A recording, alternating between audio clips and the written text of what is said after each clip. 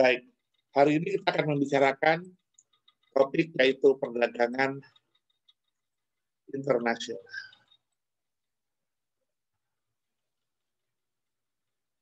Ya, nah beberapa minggu yang lalu sempat saya sampaikan hasil riset dari sebuah lembaga konsultan mengenai shifting, mega shift ya, setelah pandemi. Nah itu silakan nanti dipelajari itu ya bahan-bahan. Nah kali ini kita akan mendiskusikan mengenai internasional atau global trading. Apa kaitannya perdagangan internasional dengan ekonomi? Jadi yang perlu kita pahami di sini bahwa perdagangan internasional itu akan menimbulkan apa yang kita sebut sebagai devisa.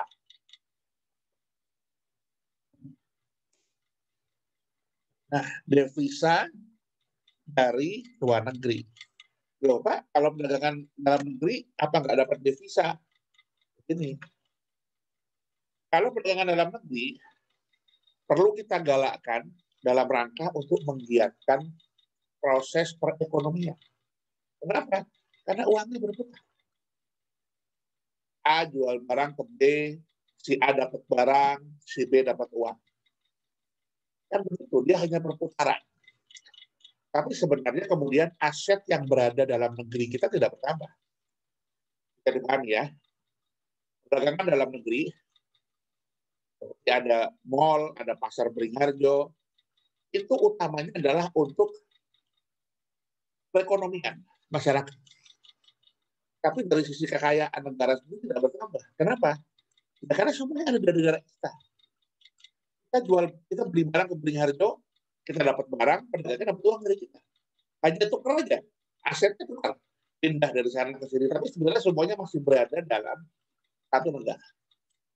Nah, kalau perdagangan internasional, nah ini kita mendapatkan devisa. Padahal kalau kita ekspor, kita dapat devisa. Tetapi kalau kita impor, kita melemparkan devisa kita ke luar negeri. Karena itu seharusnya perdagangan internasional itu ada dua, ekspor dan impor. Kalau kita mau mendapatkan devisa, maka neraca perdagangan internasionalnya harus positif. Karena saya ajak bicara mengenai neraca perdagangan. Artinya neraca perdagangan internasional positif itu lebih banyak kita mengekspor daripada kita melakukan impor. Kalau kita lebih banyak melakukan impor dibandingkan kita ekspor, maka sebenarnya devisa kita yang disedot ke luar negeri. Nah, sekarang kita masuk.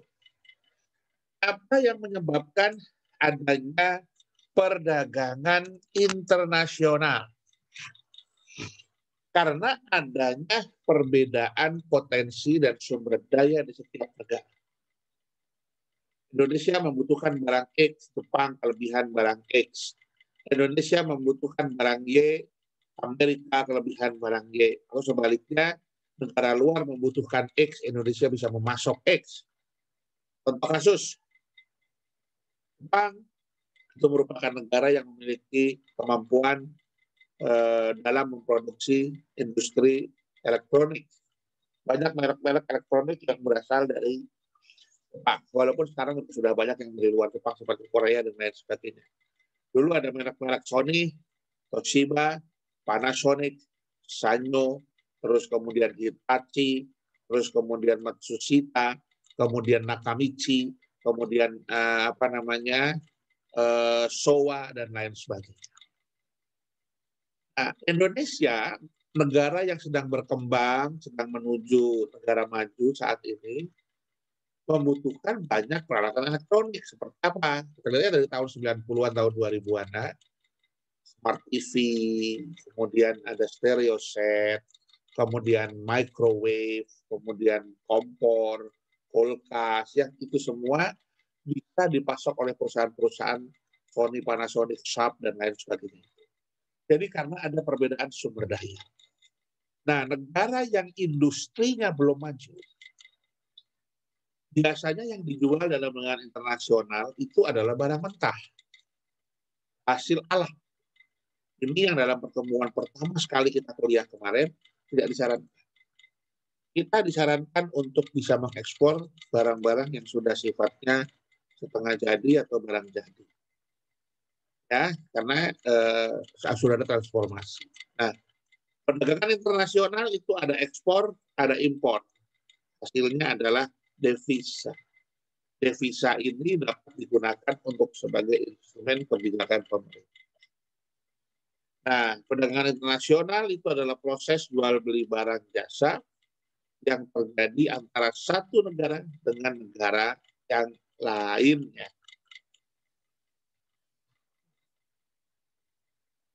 Nah, kemudian apa yang menjadi penyebab?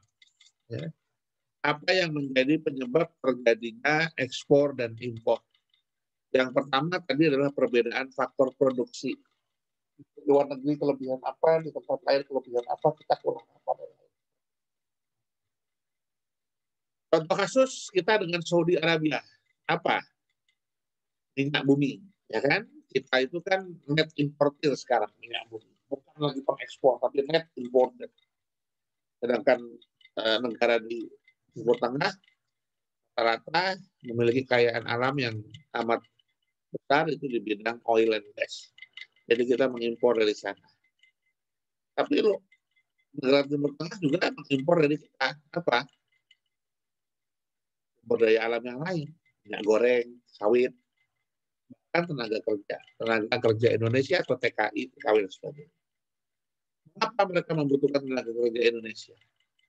Karena biasanya negara-negara yang mengimpor tenaga kerja dari negara lain itu ketika tenaga kerja yang berasal dari negaranya sendiri sudah terbatas. Jadi di negara Timur Tengah yang diimpor dari Indonesia itu tenaga kerja level apa? Paling hanya level kelas bawah sampai dengan menengah. Kan? Supir, asisten rumah tangga, kemudian apa namanya perawat, ada dokter mungkin sebagian, ada mungkin ahli IT sebagian. Tapi jarang perusahaan dari Timur Tengah mengimpor dari Indonesia tenaga kerja untuk menjadi general manager dan lain sebagainya. Tapi ada satu cerita menarik, ya ini gurauan saja. Indonesia ini bagaimana sih? Dulu tahun 60-70, Malaysia itu mengimpor guru-guru dan dosen-dosen dari Indonesia. Jadi yang datang ke Malaysia itu bukan kayak sekarang katanya gitu. Yang datang ke Malaysia itu adalah para guru-guru, dosen-dosen dan lain sebagainya. Tapi kenapa sekarang yang datang ke Malaysia itu pegawai Indonesia itu hanya pegawai kelas menengah ke bawah? Hanya kelas-kelas buruh sama ART. Itu gimana Indonesia? Saya bisa secara menyeluruh. Yang salah bukan Indonesia. Yang salah Malaysia. Loh kenapa Pak? Saya juga heran. Kenapa dulu itu Malaysia itu seleranya mengimpor dosen dan guru, tapi kenapa sekarang seleranya turun jadi mengimpor air? Saya bilang gitu dengan berseluruh. Jadi itu satu hal yang menarik ya. Karena negara maju itu punya penyakit orangnya tidak mau bekerja keras.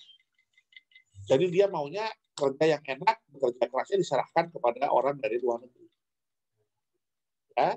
Nah, faktor yang kedua, surplus dan shortage hasil produksi. Kelebihan dan kekurangan hasil produksi. Thailand itu sangat kelebihan hasil produksi pertanian. Negara-negara seperti negara-negara maju kekurangan hasil pertanian. Sebaliknya, Jerman itu kelebihan hasil produksi di bidang mesin-mesin, elektronik, alat-alat berat, kendaraan. Dan ada negara-negara lain yang membutuhkan hal tersebut. Kita tahu ya, Jerman itu negara di Eropa, di tengah-tengah, tidak punya laut, kecuali sedikit di Hamburg sana. Jadi Jerman itu tidak punya laut. Kalau Anda ke Jerman, Anda tidak akan menemukan pantai. Kecuali satu tempat saja, itu di daerah Hamburg. Selain itu tidak ada lagi laut. Semuanya dikelilingi oleh daratan. Dan kita tidak memiliki sumber daya alam yang luas melimpah. Dia tidak punya minyak, dia tidak punya perkebunan, dia tidak punya peternakan. Jerman itu alamnya nggak punya apa-apa. Tapi kenapa dia bisa maju seperti sekarang? Karena dia menjual hasil produksi, yaitu barang-barang elektronik, permesinan, dan kendaraan. Dan karena itu, kenapa sampai sekarang ketika Inggris sudah memutuskan untuk Brexit, British exit, keluar dari Uni Eropa, Jerman masih dengan setia menjadi pimpinan Uni Eropa. Karena menurut Inggris, kita menjadi anggota Uni Eropa itu sifatnya tidak beruntung, tapi merugi. Kenapa merugi? Karena Uni Eropa itu posisinya negara yang kuat membantu negara yang lemah. Sedangkan Inggris posisinya di negara yang kuat. Jadi kalau dia masuk dalam Uni Eropa, pasti dia banyak yang membantu dibanding dia menerima bantuan. Kan? Sama kayak Indonesia menjadi negara Islam.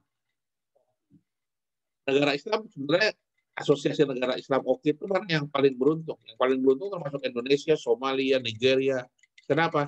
Karena negara-negara berkembang ini yang lebih sering dapat bantuan dari negara-negara anggota Islam yang lain seperti Saudi Arabia, Uni Emirat Arab, terus kemudian negara-negara kaya yang lain dari sana, Oman, terus kemudian Qatar, dan lain Brunei Darussalam. Posisinya kita yang sering menerima bantuan daripada kita memberi bantuan. Nah, di Uni Eropa yang sering dapat bantuan itu adalah Eropa Timur, negara-negara seperti apa? Albania, ya kan? Negara-negara seperti itu yang mendapatkan bantuan, negara-negara kecil. Sedangkan Inggris negara yang paling yang besar di sana, jadi dia posisinya rugi gitu di Eropa, dia mau keluar. Nah, kenapa Jerman masih mau? Karena Jerman tahu dia nggak punya sumber daya alam.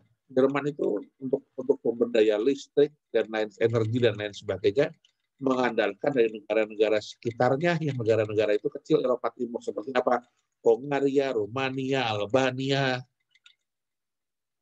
Karena itu si Jerman nggak apa-apa masuk ke Eropa terus membantu negara-negara itu asalkan negara-negara sebelah-sebelahnya dia itu mau mengekspor ke Jerman berupa energi dan lain sebagainya karena dia nggak bisa memproduksi karena negara ini tidak punya sumber daya alam. Kelebihannya hanya pada otaknya orang-orangnya yang cerdas sama produksi industrinya yang maju. Ini. Jadi justru itu kenapa dari awal dulu zamannya Hitler dia mau mengekspansi negara-negara lain di Eropa. Karena dia tidak punya kekayaan alam, dia hanya punya otak sama kemampuan produksi. Dia tidak punya kekayaan alam, dia berusaha mengekspansi ke negara lain supaya dia punya kekayaan alam. It's just the same dengan Dutch, dengan Belanda. Zaman penjajahan dulu, kenapa dia menjajah bergara-negara? Karena dia tidak punya kekayaan alam yang memadai. Tapi dia punya kemampuan pemikiran, kemampuan produksi, dan sebagainya. Itu kita melihat bahwa kemampuan faktor produksi dan industri itu menjadi hal yang cukup penting dalam suatu kemajuan pemerintahan, kemajuan negara, selain kekayaan alam tentunya. Yang paling mantap itu memang negara yang kekayaan alamnya besar dan dia punya kemampuan untuk memproduksi sendiri. Mana itu? China jawabannya. Negara yang kedua, mungkin dia tidak punya kekayaan alam, tapi dia punya kemampuan pemikiran dan punya produksi. Dia bisa membuat darah. Singapura tuh nggak ada kekayaan alamnya sama sekali, tapi dia bisa makmur. Karena perdagangan, trading. Negara yang ketiga, kemampuannya nggak begitu bagus, tetapi dia punya kekayaan alam yang besar. Contohnya Saudi Arabia, Oman, Yaman, negara-negara petrodolar itu. Tetapi dia masih bisa menjadi negara yang makmur dan maju. Kenapa? Karena dia punya sumber daya alam yang besar. Ini yang sengsara, ini negara yang udah nggak ada kekayaan alamnya, kemampuan industrinya payah pula. Ya kan? Nah, contohnya Somalia, Ethiopia, Kenya. Repotnya bersaingnya gitu. Sedangkan negara seperti Cina, kekayaan alamnya banyak. Kenapa? Karena Cina itu dari mulai dataran tinggi, dataran rendah ada semua. Dari mulai gurun pasir, gurun Gobi di situ, sampai gunung Mount Everest, Himalaya juga ada di Cina sebagiannya. Jadi hampir semua kekayaan pertanian dia punya. Jadi sebenarnya Cina ini tidak perlu mengimpor apa-apa dari negara lain. Dan dia sudah punya kemampuan memproduksi. Ini yang menjadi negara itu kuat. Kita untuk ditanding. Oke. Nah, ini surplus dan shortage ya, kelebihan dan contohnya sekarang kita. Kenapa Indonesia masih mengimpor delay? Padahal kacang kedelai itu sumber untuk membuat makanan tahu tempe asli Indonesia. Ya karena kita produksi tahu tempe atau produksi kedelainya sedikit. Di luar negeri soybean itu diternak lagi dibudidayakan secara masif kayak di Amerika dan Eropa. Walaupun soybean itu tidak menjadi makanan sehari-hari mereka. Nah ini, jadi kita akhirnya delay aja impor. Kan susah ya. Karena kalau misalkan delay-nya itu harganya naik, harga tempe tahu juga naik ke bawah, ke kerek. Tapi kalau kita bisa memproduksi kedelai sendiri, harga tempe tahu bisa dipertahankan. Harga yang cukup murah bagi rakyat Indonesia. Sehingga syaratnya apa? Kalau bisa kebutuhan pokok Indonesia itu diproduksi oleh dalam negeri supaya apa? Harganya bisa ditekan. Nah, itu kan salah satu ilmunya di situ. Jadi sulit ya kalau gandum sama delay masih impor. Kenapa? Karena pasti harga tempe tahu sama harga roti jadi mahal. Tapi kalau gandum sama delay kita bisa buat sendiri, pertanian sendiri, produksi sendiri, harga roti sama tempe tahu jadi murah. Caranya bagaimana? Nah itu kan Kementerian Pertanian. Kenapa semua petani disuruh nanam padi? Kenapa nggak ada petani yang disuruh nanam delay dan disuruh nanam gandum? Itu problemnya. Kenapa penelitian dosen-dosen fakultas pertanian peternakan cuma ngurusin beras-beras itu, nggak ngurusin delay, nggak ngurusin gandum. Nah, ini harus saling terintegrasi. Nah, selanjutnya, perbedaan harga dan hasil produksi. Ya, dulu kasusnya di zaman penjajahan, harga rempah di luar negeri sangat mahal. Tapi di Indonesia itu murah. Sehingga karena ada perbedaan harga, maka sama dengan hukum fisika waktu Anda belajar di SMP SMA. Bahwa barang itu akan mengalir dari yang harganya rendah ke tempat yang harganya tinggi. Kan gitu. Kalau gaya akan mengalir dari yang memiliki energi potensial besar ke tempat yang memiliki energi potensial kecil. Kalau barang enggak, barang itu follow the money. Jadi barang akan mengalir dari yang mana? Dari negara yang miskin ke negara yang kaya. Artinya biasanya negara miskin punya barangnya, negara kaya punya duitnya. Jadi barang itu follow the money. Dan aliran barang dalam hubungan internasional itu menunjukkan bahwa barang-barang tersebut cenderungnya akan dikonsum oleh negara-negara yang dianggap gitu ya lebih mampu. Kenapa? Karena barang-barang ini adalah barang-barang kekayaan alam. Tetapi kalau barang-barangnya adalah hasil industri, kebalikannya. Barang-barang hasil industri itu akan mengalir kepada negara yang tadinya punya kemampuan, kepada orang negara-negara yang sifatnya konsumtif dan membeli. Tapi harus punya daya beli juga. Kalau nggak punya daya beli juga susah, gitu kan. Misalnya Jerman mau bikin mobil dipasarkan ke Indonesia, Jepang mau bikin mobil dipasarkan di Indonesia, Korea, Samsung, LG mau buat alat-alat elektronik dipasarkan di Indonesia. Boleh, tapi kalau Indonesia nggak punya daya beli, miskin bagaimana? Makanya kenapa negara-negara Eropa seperti Jerman, Jepang, kemudian Amerika melalui organisasi-organisasi ekonomi internasional seperti Bank Dunia, ADB, IMF, IDB, itu mau membantu Indonesia. Tujuannya simpel, supaya orang Indonesia punya peningkatan daya beli dan barang mereka bisa masuk ke kita. Sih, Anda harus lihat secara big picture-nya. Gitu. Jadi Indonesia ini kelihatan makmur dibiayain oleh utang. Itu yang harus kita pahami semua. Gimana Pak memahaminya? Supaya mudah begini deh. Anda hidup dalam satu keluarga, orang tua Anda dengan 3 orang anak. Kalau kita nggak utang, gaya hidup kita biasa-biasa aja.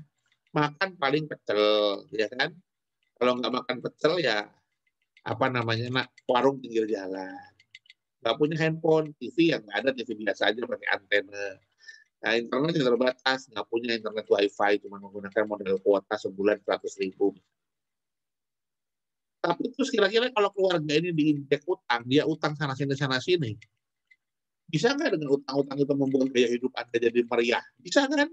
Setiap anak dikasih HP satu-satu, makannya beli di KFC, pakaiannya merek-merek ternama, terus kemudian TV-nya langganan IndiHome, langganan Netflix, gayanya kan gitu ya kan, langganan Netflix padahal yang ditonton cuma 1-2 series aja. Terus kemudian internetnya dia gaya juga beli wifi, sepatunya nggak mau sepatu merek Bata, maunya sepatu merek-merek yang terkenal, Converse, Adidas, Nike, dan lain sebagainya. Kelihatan gaya gitu bisa. Bisa, karena nginjek utang. Nah, terus bagaimana lama-lama? Nah, anak-anaknya itu sudah terbiasa dengan gaya hidup yang mewah.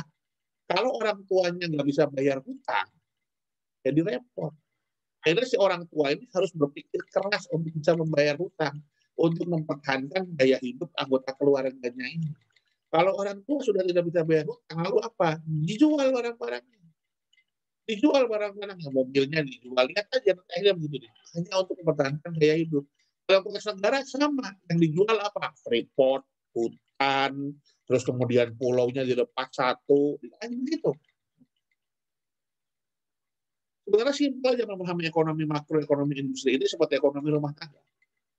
Nah, sedangkan India, keluarga yang namanya Pak dan Bu India, itu memilih hidup berdikari swadesi di bawah kaki sendiri. Dia nggak mau utang, walaupun makannya setiap hari hanya nasi sama kerupuk. Makanya mobil di India paling bagus Suzuki Jimny Katana. Lihat aja filmnya. Nggak ada mobil-mobil mewah. Lamborghini kayak Raffi Ahmad tuh ada di India. Nggak ada. Tapi harus ingat, India itu swasembada alat perang, walaupun buatan sendiri. Dia bisa buat rudal, mereknya Gauri 1, Gauri 2. Indonesia boro-boro impor semua, paling sekarang udah mending. Pindad sudah bisa buat senapan SS1, kita bisa buat apa Panzer Anoa dan udah bagus, sudah lumayan. Tapi India itu dari ini tidak punya hutang. Makanya walaupun India itu tidak semeriah seperti yang Anda lihat di Bollywood, Anda belum pernah ke India. Saya pernah sekali. India itu cuma kelihatan bagus di film. Kalau Anda lihat film Bollywood, ya, so many Khan there. Salman Khan, Ali Khan, so many Khan. Itu kelihatannya orang-orang itu cantik-cantik, putih-putih, begitu sana. Waduh, nggak begitu. Kenapa dulu film-film India suka syutingnya di Eropa? Karena jelek negaranya kalau pakai syuting. Tetapi ingat, dia negara yang tidak punya hutang. Dia ibarat satu keluarga, hidup sederhana, nggak punya hutang. Jadi apa? Nggak bisa dipengaruhi oleh para pemberi hutangnya. Tapi kalau negara yang namanya Bapak Indonesia dan Ibu Indonesia, pasangan suami istri ini, dia dihutangin dari mana-mana. Terus kita bilang, yang punya utang, dia punya utang sama mana? Sama Bank Amerika, misalkan kalau gitu ya. Bank Amerika dia bilang, Pak Indonesia, Bu Indonesia, udah deh utangnya saya kurangin, dianggap lunas separuh. Tapi tolong ya produk saya dibeli. Tolong ya saya bisa ambil Freeport. Lama-lama kan begitu. Kita agak susah menolaknya. Kenapa? Karena kita sudah dipangku dengan utang itu. Kalau nggak mau, kalau nggak mau bayar utangnya. Bayar utangnya. Nah, itu ya. Sedangkan masyarakat kita sudah biasa dengan gaya hidup yang mewah. Walaupun negara ini sebagian besar ditopang oleh hutang. Tapi kembali lagi, siapkah kita nggak pakai handphone? Siapkah kita nggak pakai Android? Siapkah kita kembali ke zaman 15-10 tahun lagi? Demi Indonesia nggak punya hutang. Kembali lagi, kita udah nggak bisa. Kalau orang Jawa bilang udah kebacut, kita nggak siap. Beda sama India. Jangan dikira India tuh kayak kita, semua mahasiswanya punya handphone Android atau yang lain. Enggak, mereka enggak. Mas, aduh, jauh. Sekolah India nggak kayak kita, masih pakai bangku kayu-kayu gitu sampai sekarang. Cuman kita swasembada semuanya. Nah, itu salah satu. Ya, kita lihat ya. Jadi menganalogikan keadaan ekonomi makro nasional seperti ekonomi rumah tangga saja. Begitu. Ya, di India pakaiannya nggak usah beli macam-macam, pakainya sari, terus juga buatannya garmennya India juga dia punya garmen sendiri kan terkenal. Jadi dia kuat negaranya, walaupun negaranya nggak maju, tapi kuat. Kuat itu pokoknya nggak bisa dipengaruhi oleh negara lain. Susah. Ya. Produk-produk dari Amerika, Eropa aja masuk India susah. India nggak mau produk Mercedes-Benz, Hummer, dan Lamborghini itu punya mobil sendiri, mereknya apa? Tata, Maruti. Bentuknya ya bulat-bulat itu kayak mobil tahun 70-an, tapi nggak masalah buat mereka. Mobil paling bagus untuk inspekturnya adalah polisi, maksud polisinya adalah kalau nggak Jimny Katana, Mahindra. Itu ya, India. Oke. Dan Anda tahu sekarang Land Rover dan Jaguar sudah dibeli oleh Tata Motors punyanya India. Wah, ngeri kan? Oke. Lihat lagi perbedaan harga dari faktornya. Berikutnya adalah perbedaan selera. Perbedaan selera, ya. Apa maksudnya pada perbedaan selera? Indonesia punya banyak produksi sayur hasil pertanian, tetapi orang Indonesia nggak suka sayur. Di luar negeri, sayur-sayuran susah. Kenapa? Karena untuk menanam sayur mayur itu diperlukan sebuah musim yang bisa ditanam sepanjang tahun. Dan itu hanya ada di negara tropis. 2 musim. Musim hujan dan musim kemarau. Sebenarnya musim hujan dan musim kemarau itu sama. Pakai baju juga sama, nggak ada perbedaan. Sama-sama panas, cuma yang satu panasnya panas terik, yang satu panas tapi lembab, basah. Tapi sama-sama panas. Jogja aja mendung panas kok, ya kan? Hujan aja panas, sama. Tapi kalau di luar negeri sudah mulai masuk musim winter, separohnya di autumn dan separohnya di spring, kita nggak bisa nanam tanaman. Kenapa? Karena ada salju. Nggak bisa nanam sayur. Padahal orang sana butuh sayur. Makanya mereka impor. Dan kalau Anda ke luar negeri makan 4 sehat 5 sempurna sayuran itu lebih mahal daripada makan daging. Sedangkan di Indonesia kebalikannya, orang menganggap sayur-mayur itu sebagai makanan murahan. Makan kok sayuran kayak makanan kambing aja kan gitu. Orang beli gado-gado, beli karedok, beli apa, sarapan ya katanya binatang. Kita maunya makan daging-dagingan, padahal di luar negeri sudah upside down kembali posisinya. Nah, akhirnya kita ekspor lah sayur-mayur kita ke luar negeri, kita mengimpor daging-dagingan itu. Makanya harga daging di Indonesia mahal banget. 1 kilo daging sapi 160.000. Di Australia, pengalaman saya beli daging sapi, ini nggak dikurskan, sudah dikurskan. Sama-sama 1 kilo, di sini 160.000. Di sana cuma 120.000. Bayangin. Jadi beli steak itu murah sekali. Lebih mahal salad daripada steak. Dan kalau kita bicara steak di luar negeri, bukan steak yang campur-campur dengan tepung begitu ya. Semua beratnya 0,5 kilo, mantap itu makannya. Steaknya labuh nasi, bukan lasit tahu. Oke, itu perbedaan selera ya. Saya nggak bicara salah dan benar, tapi itulah perbedaan selera. Ya, perbedaan selera. Nah, ya sama kayak tadi kasusnya juga delay kan, orang Eropa, orang Amerika memproduksi soybean, kacang delay, tapi mereka nggak suka minum delay, nggak suka makan delay. Orang Indonesia senang makan tempe tahu tapi nggak bisa produksi, jadinya ya diproduksi. Oke, nah sekarang faktor pendorongnya apa? Tadi sudah perbedaan sumber daya alam, perbedaan SDM, perbedaan penguasaan teknologi, perbedaan iklim secara dan semacam. Oke, nah sekarang hambatan dalam perdagangan internasional, apa-apa peperangan. Peperangan itu mengurangi impor, pasti. Perbedaan bahasa, karena ada peraturan-peraturan yang menyulitkan, itu membuat juga kita akan lebih sulit menembus. Pengenaan tarif pajak biaya masuk, itu juga membuat tantangannya sendiri. Pembatasan kuota. Nah, kenapa ada kuota? Ini yang disebut dengan restriksi.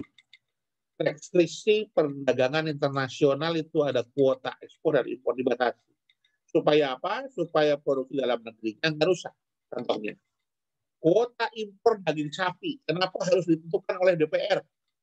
Pernah ada kasus kan dulu pejabat yang kena kasus kuota impor daging sapi. Karena kalau kuota impor daging sapi itu dibuka nggak dibatasi, peternak kita kewalahan. Kenapa? Karena peternak kita tidak efisien. Jadi harga daging sapi dari Australia dan Selandia Baru, walaupun sudah diimpor, udah kena ongkos biaya pengiriman dan segala macam pajak, dijual di Indonesia masih lebih murah dibandingkan produk sapi dari Sumbawa, sapi dari Tapos, dari mana. Masih lebih murah daripada sapi lokal. Padahal kualitas daging dan lain sebagainya lebih bagus mereka. Ini yang membuat kemudian peternak sapi nggak bisa berkembang, sapi Boyolali segala macam. Loh kenapa? Sapi luar negeri jamin nggak ada gelonggong. Ya kan? Di Indonesia karena kemungkinan ada gelonggong. Dan sebagainya. Jadi perlu dibatasi. Supaya apa? Supaya pedagang lokal juga punya jatah. Tapi kalau semua dibuka impornya, itu kita yang nggak efisien bisa mati. Contoh yang lain adalah petani. Petani tebu. Tebu itu untuk membuat apa? Untuk membuat gula. Produksi pabrik gula di Indonesia, industri pabrik gula di Indonesia, itu pabriknya sudah sangat tidak efisien. Jadi kalau Anda lihat merek-merek gula yang sekarang terkenal kayak Gulaku, itu kan sangat bagus, putih, kristal, manis, dan rapi. Itu bukan gula buatan Indonesia, walaupun mereknya Gulaku, itu buatan dari Thailand. Kalau mau lihat Indonesia, buatan gula Indonesia yang warnanya semi coklat tadi gula rafinasi.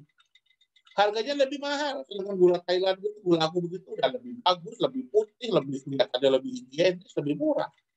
Tapi itu kalau nggak dibatasi menggunakan kuota, pedagang petani tebu kita, pabrik gula kita bangkrut semua. Makanya perlu ada perlindungan. Kenapa?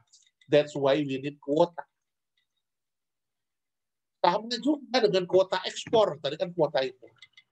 Kenapa kuota ekspor perlu, Pak? Karena kalau nggak dikasih kuota, semua diekspor, nggak dijual di Indonesia. Ya kan? Contoh BBM. BBM itu maunya kan yang kita buat, yang kita ambil dari Indonesia untuk Indonesia.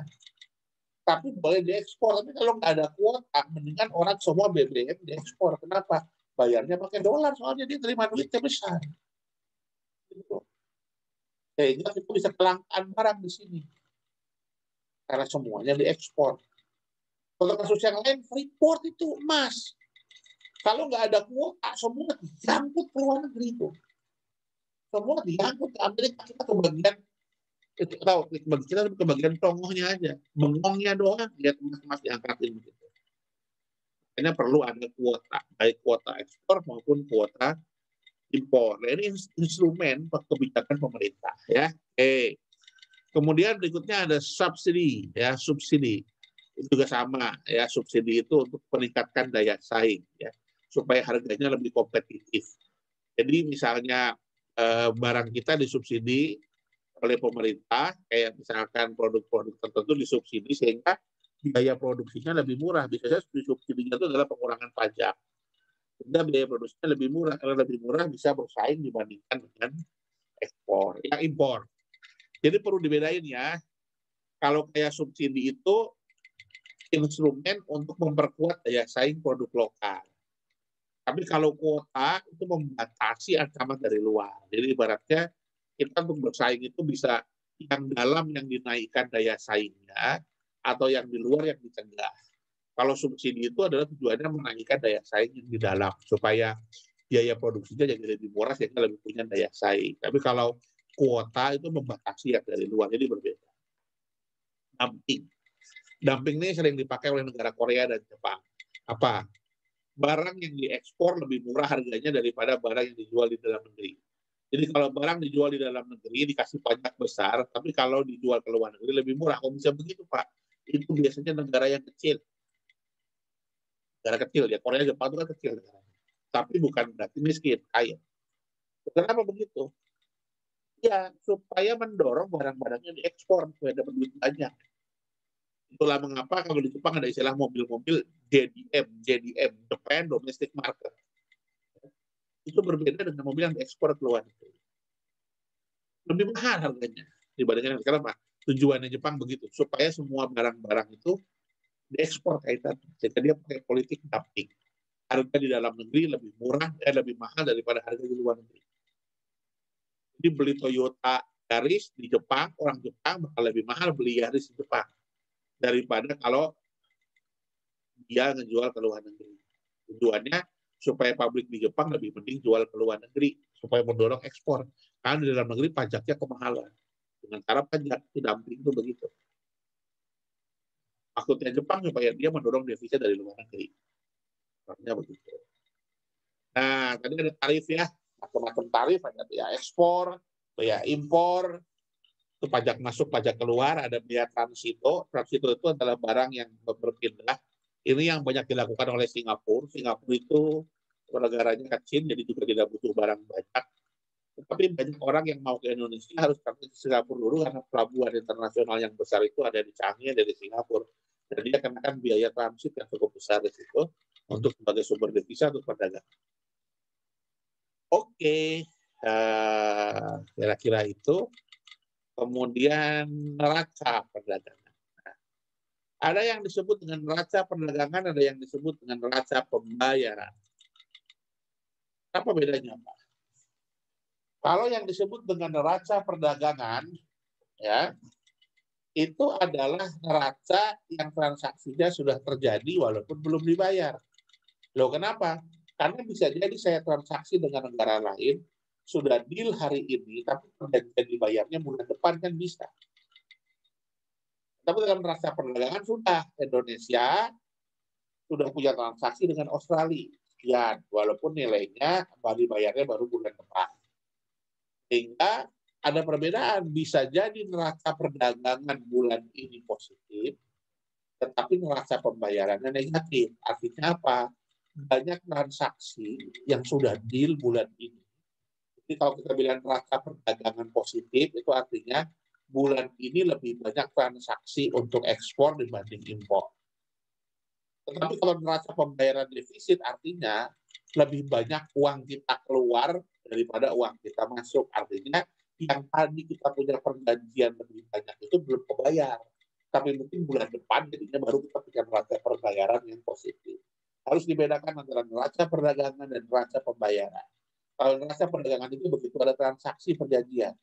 Bukan neraca pembayaran pada saat pembayaran, dilakukan pembayaran. Padahal pembayaran itu bisa tempo, bisa ada tenggat waktu gitu. Ya, jadi harus clear, jangan bingung, ya. Jadi neraca pembayaran itu adalah devisa masuk dikurangi devisa keluar. Kalau perdagangan itu adalah transaksi, bukan perjanjian. Ya, oke. Nah, sekarang manfaatnya apa perdagangan internasional ini, ekspor impor ini? Ya, yang pertama adalah meningkatkan hubungan persahabatan antar negara karena sama-sama membutuhkan. Biasanya kita bilang, oke deh saya ekspor impor kamu ini, tapi saya ekspor ini. Semua ada perjanjian seperti itu. Jepang mengekspor alat-alat elektronika ke Indonesia, tapi Indonesia mengekspor kelapa sawit, mengekspor biji besi ke Jepang. Kita ekspor biji besi datang jadi mobil. Kira-kira begitu, ya kan? Kita mengekspor kelapa sawit, datangnya sudah jadi apa? Nah, kemudian juga dengan adanya ekspor impor itu kebutuhan setiap negara bisa tercukupi. Kemudian mendorong kemajuan iptek. Contohnya apa? Toyota karena kita punya hubungan dengan sangat baik dengan Jepang, akhirnya dia buat pabrik di Indonesia. Karena Toyota buat pabrik di Indonesia, mau nggak mau sebagian besar karyawannya adalah orang Indonesia. Yang orang Indonesia yang tadinya nggak tahu bagaimana cara buat mobil, kan akhirnya tahu. Mungkin banyak, ya. Cuma kalau bisa menyaingi Jepang, ya enggak. Dia kasih rahasia yang nggak bisa kasih. Contohnya untuk mesin. Semua mobil Toyota Honda yang dari Jepang itu dibuat di Indonesia, kecuali mesinnya. Mesinnya harus diimpor secara bulat dari Jepang. Jadi alih teknologi tetap terjadi, cuma ada beberapa yang supaya Jepang ini nggak kehilangan daya saing juga. Jadi mesin dia yang nggak mau dibuat di Indonesia. Mesinnya harus didatangkan. Tapi selain mesin, kita sudah bisa buat sendiri. Oke, ya. Perluas lapangan pekerjaan, menambah dan sebagainya. Devia tadi saya sudah saya sampaikan. Oke, sementara itu dulu untuk yang masalah pengenalan yang ingin disampaikan pertanyaan saya persilakan.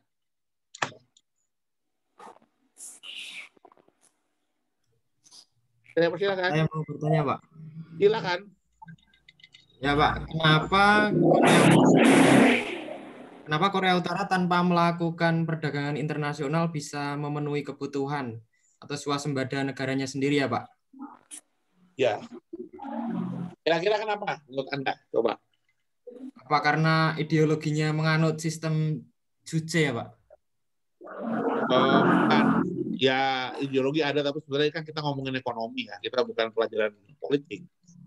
Jawabannya harus dari ekonomi. Ekonomi politik, Pak. Yang enggak. Jawabannya ya karena dia sudah memiliki sumber daya yang memadai untuk kehidupan minimal negaranya. Jadi kalau sekedar makan dan kebutuhan sehari-hari mereka bisa penuhi sendiri dan membuat daya hidup masyarakatnya juga tidak terlalu tinggi kan. Itu aja. Jadi Korea Utara bisa begitu kenapa? Ya karena dia bisa, tapi kalau dia nggak punya sesuatu pasti dia hubungan sama negara lain. Dan ingat, Korea Utara bukannya tidak berhubungan dengan negara lain, tapi tidak terbuka kepada semua negara. Dia berhubungan dengan Cina, dia berhubungan dengan Rusia, dia berhubungan dengan negara komunis seperti Kuba, Kolombia, dia berhubungan. Ingat, dia berhubungan tapi sesama negara komunis. Nah, sedangkan kalau sudah berhubungan dengan Cina, belum bisa dapat apa aja kan dari Cina kan, karena Cina semuanya punya. Gitu ya. Oke. Ya, Pak, siap. Ya, yang lain silakan. Tanya, Ya. barusan saya lihat berita tentang ekonomi ini mengenai kebijakan pangan Indonesia. Pemerintah itu menekan impor untuk beberapa masa dari sekarang gitu, Pak. Apakah ini merupakan satu kebijakan pemerintah terkait dengan pandemi COVID-19 atau seperti apa, Pak? Jika ini merupakan kebijakan pemerintah terkait pandemi, apakah kebijakan ini tuh bisa diteruskan sampai masa yang akan datang gitu, Pak? Terima kasih. Oh, jadi poinnya gimana? Gimana pertanyaannya?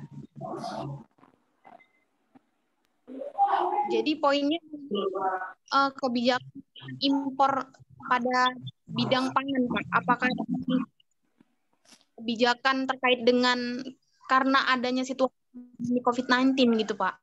Pangan, pada bidang pangan. Iya, benar. Karena agak putus-putus ya, mohon maaf. Maksudnya gimana kebijakan impor dalam bidang pangan, apakah gimana bisa dilakukan lagi setelah masa pandemi, gimana? Soalnya putus-putus, Pak. Mohon diulangi. Mohon maaf.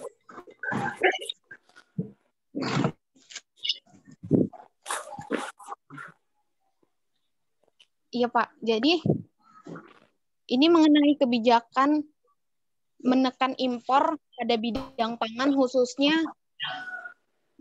impor beras, Pak. Impor apa? Impor? Iya. Impor apa? Impor beras. Khususnya impor beras. Jadi maksudnya gimana nih pertanyaannya? Kenapa kita mengurangi impor beras atau gimana? Maaf ya Pak, sinyal saya terputus. Nah iya, nggak apa-apa. Iya Pak. Jadi yang simpel, yang simpel seperti itu apa gitu maksudnya? Ya, poinnya itu Pak, apakah kebijakan impor ini diambil pemerintah karena terkait pandemi COVID-19 atau seperti apa gitu Pak? Kebijakan apa itu? Pembatasan impor beras. Iya Pak. Yang Anda maksudkan kebijakan, jadi maksudnya gini pertanyaannya, apakah kebijakan pembatasan impor beras itu diambil hanya semata-mata karena COVID begitu? Iya benar Pak. Oh gitu, baik. Jawabannya tidak hanya karena COVID, karena korelasinya nggak terlalu banyak. Tetapi lebih kepada pemerintah menginginkan adanya swasembada pangan, ketahanan pangan nasional. Sebab kalau impor itu dibuka terus, maka para petani di Indonesia tidak mau berusaha untuk meningkatkan produksinya. Dan kita lebih mulai cenderung mudah untuk mengimpor. Impor itu kan gampang, tinggal dibuka masuk gitu. Dan problemnya dengan adanya impor itu kualitas bahan pangan terutama beras nasional tidak bagus karena bisa jadi kayak tadi kasusnya kayak gula. Udah berasnya dari Thailand diimpor, sudah kena biaya masuk, kena biaya transportasi, berasnya masih lebih bagus daripada beras yang di Indonesia dan harganya lebih murah. Itu membuat petani kita nggak berusaha untuk menaikkan efisiensi produksinya. Jadi harus dibatasi dengan tujuan untuk menggiatkan produksi dalam negeri. Sebenarnya itu. Dengan COVID nggak terlalu ada kaitannya, tapi lebih pada berkaitan supaya produksi dalam negeri mengenai beras itu bisa bagus. Karena kalau seperti itu, lama-kelamaan kita impor terus. Bentar Thailand bilang, saya nggak bisa kirim lagi ke Indonesia. Susah kita mau makan apa, karena kita nggak punya barangnya. Yang lain? Ya, yang lain silakan.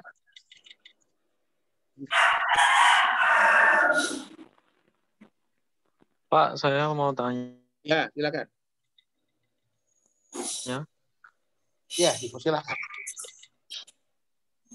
Pak, kenapa dalam mata uang dolar Hong Kong ada logo HSBC-nya?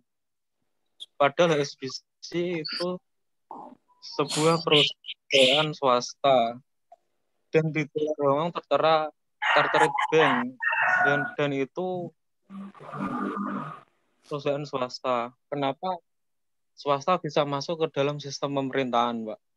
Jawabannya silahkan tanyakan ke pemerintah Hong Kong, Mas. Ya kan?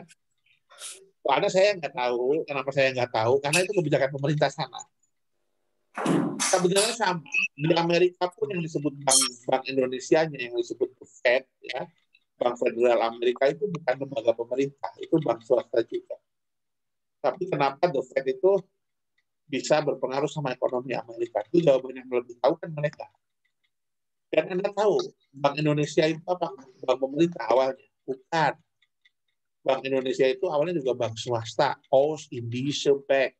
Bank Hindia Belanda awalnya. Ini saya buka aja. Bank Indonesia itu awalnya adalah Bank Hindia Belanda. Di mana itu juga bukan bank punya pemerintah Belanda, bank swasta Belanda yang ada di Indonesia. Yang tadinya untuk membantu permodalan sama bisnisnya Verenigde Oost-Indische Company atau VOC.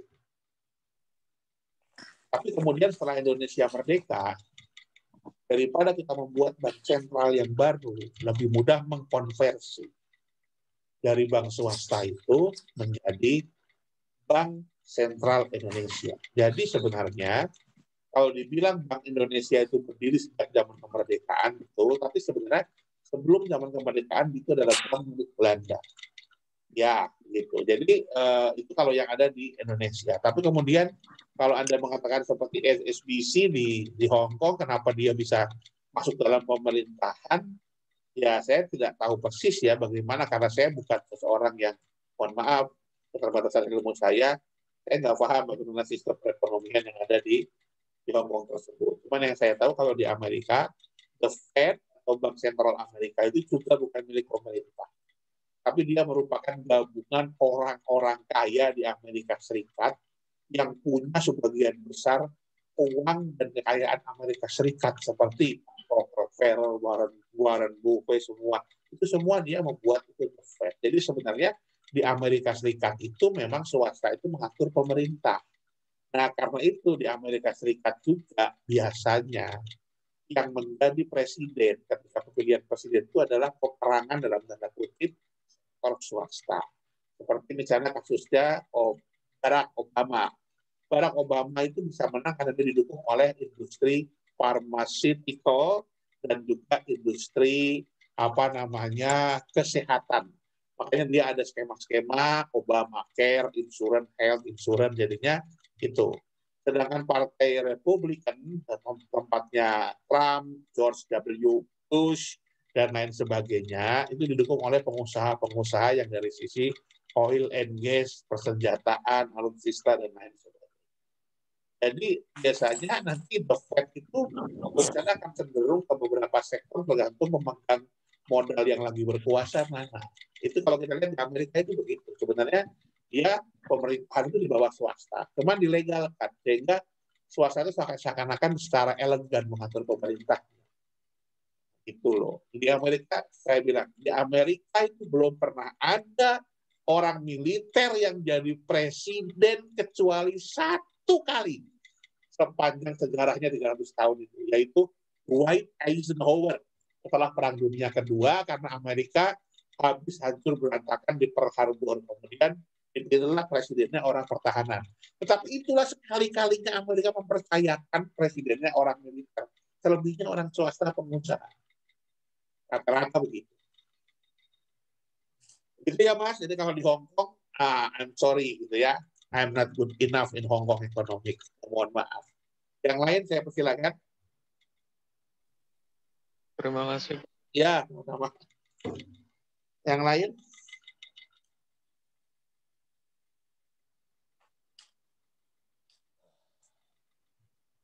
Yang terakhir?